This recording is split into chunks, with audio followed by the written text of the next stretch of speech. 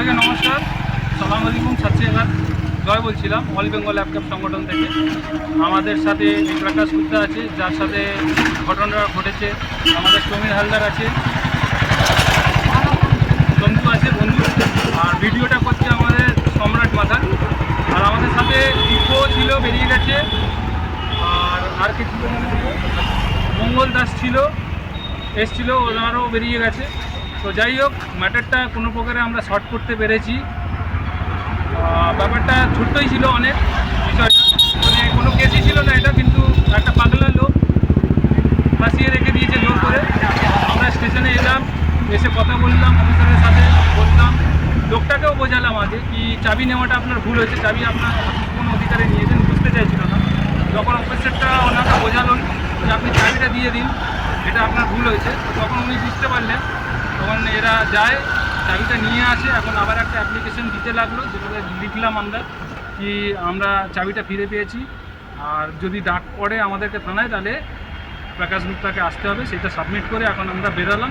তো সবাইকেই বলবো একটু চোখ কান খুলে গাড়ি চালাও, কারণ বিপদ কোনো দুটোই আসতে পারে, মানে একটা ছোটোখাটো দিকেও একটা বড় সমস্যা করে দিতে পারে। কারণ আমরা সেই দুপুর থেকে এই সন্ধে হতে যায় আমরা আছি এখানে আটকে রয়েছি, ঠিক আছে?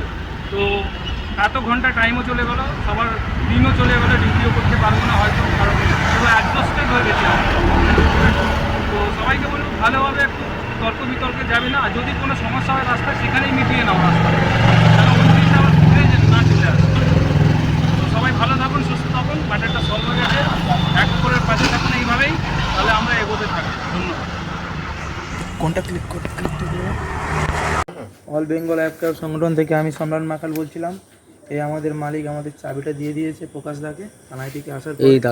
এই দাদা আর এই প্রকাশদা চাবি নিয়েছে, এখন আমরা থানায় যাচ্ছি।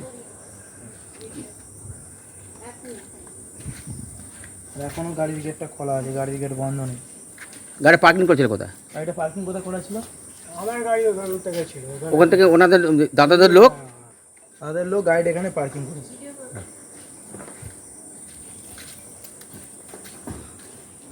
এই দাদার এই আমাদের প্রকাশ ভাইয়ের গাড়ি, এইটা আমাদের প্রকাশ ভাইয়ের গাড়ি, W19K 3995। আর এই যে দাদার সাথে মানে একটু ঝামেলাটা হয়েছিল, সে দাদার গাড়িটা এটা। আপনি আমাদের গাড়ি কেন নাম্বার নেন? আমি কেন নেবো না? অবশ্যই আপনি আমাদের নাম্বার নিয়েছেন, আমি আপনার নাম্বার নেবো দাদা। আমি আপনার একটা কোশ্চেন করিনি, আমার গাড়ি নাম্বার নিচ্ছে, ভিডিও নিচ্ছে, আমি একবারও বলিনি আপনার কেন নেবো না দাদা। আপনি বলি থানা থেকে এসে থানা চাবি দিয়েছে, থানা নিতে এসেছি, আমার ভিডিও অবশ্যই করে নেবো। আপনি আমাদের নাম্বারে যে একটা আপনার কোনো কথা বলিনি, কোনো একটা কথা উচ্চারণ করিনি। আপনি কেন নাম্বার নেবেন? আপনি কেন বারণ করছেন? আমি আসার আগে তো বাবু তো ভিডিও করছিল, আমি আসার আগে দেখছি বাবু ভিডিও স্কুল থেকে এসে ভিডিও করছে আমাদের গাড়ি। ওকে।